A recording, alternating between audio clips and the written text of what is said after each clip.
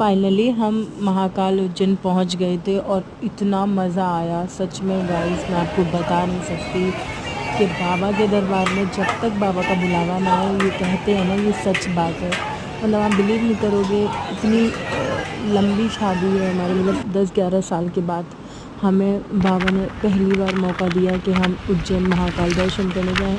And मेरा ना एक सपना था, मतलब मैंने ना अपनी लाइफ में कुछ देखा है, बहुत कुछ, मतलब बहुत ज़्यादा कुछ देखा है।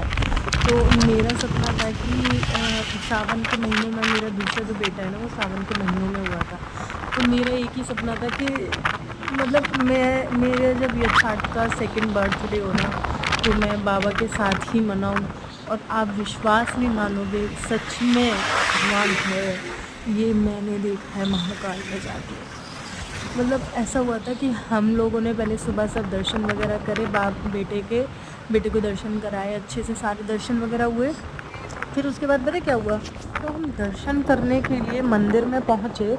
तो हमने वीआईपी टिकट ली, क्योंकि छोटा बच्चा है, हम कितना ज़्यादा वहाँ पे लाइन में लगेंगे।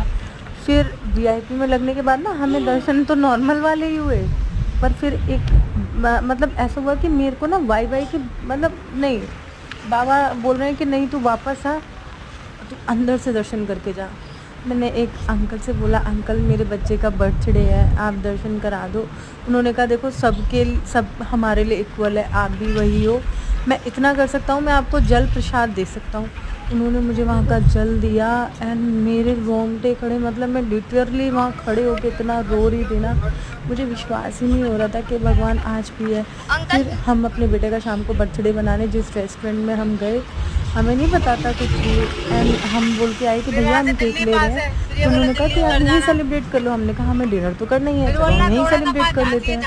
तो मतलब जैसे ही हम अपने बेटे को लेके तैयार करके वहाँ रेस्टोरेंट में पहुँचे, बाबा ने इतनी अच्छी डेकोरेशन करवा रखी थी मेरे लाल के लिए, एंड उस रेस्टोरेंट वाले ने 1 रुपया भी चार्ज नहीं किया उसका एक्स्ट्रा। कहते हैं ना, जिस पे उसकी कृपा हो जाए ना, उसकी तो ज़िंदगी बदल जाती है। तो भोले बाबा ने मुझे छोटा सा काना दिया है, भोले बाबा मेरे घर में आए हैं, एंड सबके साथ ऐसा हो, सबके साथ सब कुछ अच्छा हो, भगवान सबकी गोद भरे। मैंने बहुत मुश्किलों से अपना सेकंड बेबी कंसीव कर पाया।